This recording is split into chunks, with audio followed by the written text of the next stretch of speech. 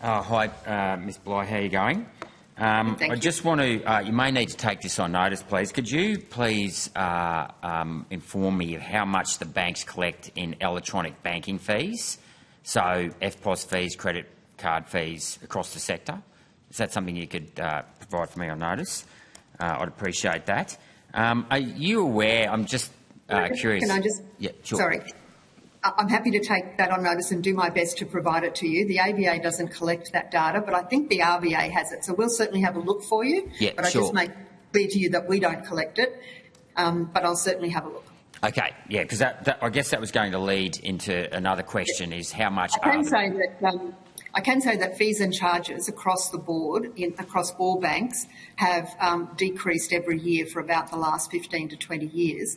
But the data, I think, is collected by the Reserve Bank, so I'm happy to provide that to the committee. Okay, thank you. I guess it's relevant because I wanted to, point out how much banks or see if the ABA and banks are tracking in how much they're collecting. As branches are closing down, they're effectively corralling people to use electronic, and businesses who would normally deposit cash to use electronic banking that banks then turn around and impose a fee on. So it's win-win because they save money on closing branches, but they also collect greater fees from electronic banking. And so I just would be curious to know if the ABA and the banks themselves are aware of how much they're making out of branch closures that way. Well, as I said, fees and charges have decreased every year for at least the last 15 years, but it would be wrong to say that over-the-counter banking is free and electronic banking is not. There are a number of banks who charge by the kind of account you've got. So there are some banks that charge fees on their transaction accounts, some do not. Whether you take money out over the counter or an ATM or transfer electronically is irrelevant. You are charged a fee. Well, I disagree with that. Sorry. Now, not all banks. Okay, sorry, Senator Rennick. Let Ms Bligh, you've got the call. Over to you. So I'm not denying that there are some over-the-counter transactions that are free. What I'm saying is that just because you do your banking over the counter doesn't mean you have a fee-free account. Most banks don't charge for the transaction; they charge a fee associated with the type of account. Some banks actually do charge when you take cash out over the counter, and they have for some time. Others do not. So every bank is different. I'm just saying it is not the case. It's not as black and white as if you only use the branch, it's all free, and if you don't, it's I didn't say that. But EFTPOS, using EFTPOS and tap and go charges do cost money. So if you're using those facilities, and say, for example, I think it's 50 or 60 basis points for a tap and go transaction, that on the total value of the transaction, that may be, if a business is operating on a 5% margin, that actually may become 10%. The fee may lop 10% off the business's margin, which is quite a lot of money. Anyway, I'll leave that as a statement. Does the ABA also track how many people or how many customers have had to hand over their banking to a family member or third party through a power of attorney as a result of branch closures? No, the Australian Banking Association doesn't collect data on power of attorney.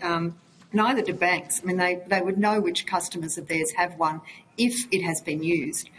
But this is actually, I'd love your support on this, Senator. It's something we've actually been calling for a number of years, and that is a national register of powers of attorney. If you go into a bank branch and say you have power of attorney over your mother, for example, bank staff have no way of telling whether your power of attorney is still recent, whether it exists at all, and we think having a national register would actually contribute to minimising the financial abuse, particularly of older Australians. Okay. So no, there is no central location of that information anywhere in the country, and I think we're poorer for it. Okay, thank you. Does the Banking Code of Conduct relate to post offices that deliver bank at post services? The Banking Code applies to the banks that are signatories to it, but if they delegate any of their business to an agent, the bank retains the responsibility. So if a customer at a Bank of Post outlet incurs a breach of the code, then the bank that they are a customer of is liable for that breach. Okay, thank you. And do you There's have incentive there for them to make sure that Australia Post is doing the right thing wherever possible by their customers. Okay, thank you. And do you have confidence in the reporting by banks of their transactional and non-transactional data? And I'll note before I was speaking with the NAB executives, and they've admitted in a prior inquiry that they were unable to measure non-transactional data in a branch. Do you think that that's underplayed the importance of non-transactional services in branches?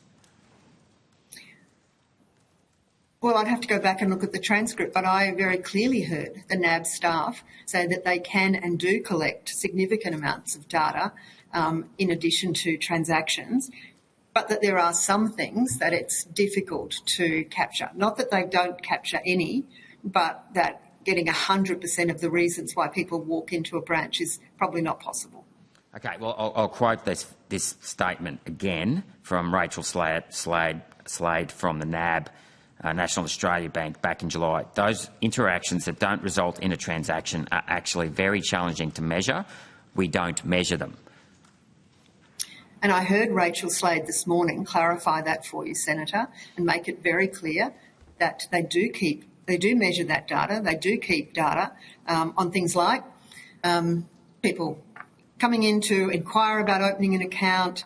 I'd have to go back and look at the transcript, but they gave examples of non-transactional reasons why people are in a branch. But they also made the point that it is overwhelmingly the depositing and withdrawing of cash is the main reason, overwhelmingly, that people are still using branches.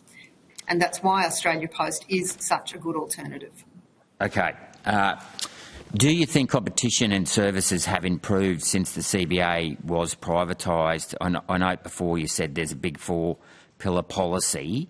Given the large number of smaller building societies, etc., that have either merged or been taken over, so I think Westpac's taken over St George, Bank of Melbourne, CBA have taken over Bank West, and now they're shutting down their business banking services in Western Australia. Do you think that this the privatisation of the CBA has improved services and competition in light of all the conglomerate takeovers and conglomerations that have been formed? I'd say two things to that. Firstly, I think there is no doubt whatsoever that the Commonwealth Bank is a significantly better bank than it would have been if it had been in government ownership for the last 40 or 50 years, simply because it would have been impossible for any government to have prioritised the kinds of investment that the Commonwealth Bank has made into innovation, into digital banking. No government could have prioritised that, I don't believe, over spending money on hospitals and schools. So what you would have seen, I think, if it had been retained in government ownership, is that it would not be the bank that it is today. In relation to competition, that's a very important question. What you've seen, not only you heard from Mike Lawrence earlier about the consolidation that's happened in the mutuals and community-owned sector. The same is true in the more commercial sector. The number of mid-tier and regional banks in Australia has declined in the last decade, and there is every prospect it might continue to see that kind of consolidation. What's exacerbating it is not so much it's actually the changing nature of banking. The amount of money and investment that is now required to be able to operate a digital business in banking and keep your customers safe and be at the cutting edge so that you can compete with Apple and Google and everybody else it's not just banks that they're competing against. Airlines and supermarkets now offer credit. So, there's a whole lot of players on the field that just weren't there 10 years ago.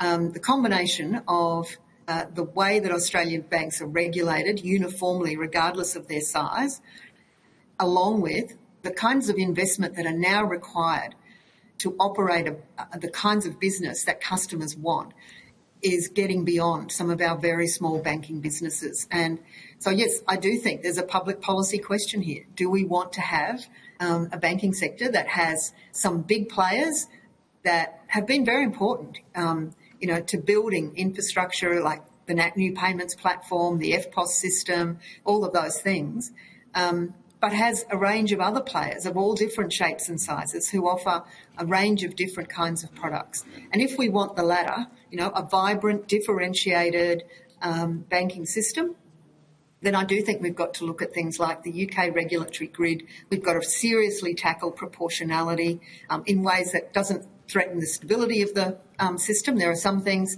for example, you wouldn't want to see proportionality on things like liquidity requirements or capital framework risk. But you would, I think, you do need to start thinking about some of the areas where it might make sense to have a lower burden on the very small banks. Do you think the privatisation of the CBA led indirectly to the Royal Commission into banking because there was a lack of ethical competition as a result of the privatisation of CBA that led to, basically reckless lending, along obviously with the creation of superannuation, whereby we had these financial cowboys pretty much being unregulated? I don't see any direct link on that, Senator. I think there's a lot of things that might have led to. I think if you really look at a lot of the behaviour that led, or a lot of the conduct that was examined by Commissioner Hayne and found to be, unacceptable, most of it was in the non-core banking parts of their businesses.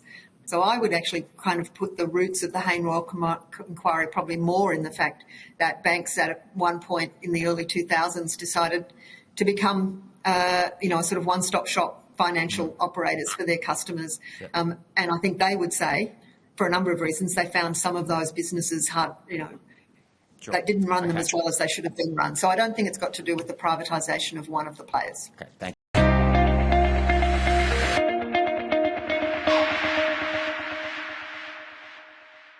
Authorised G. Rennick, LNP Chermside.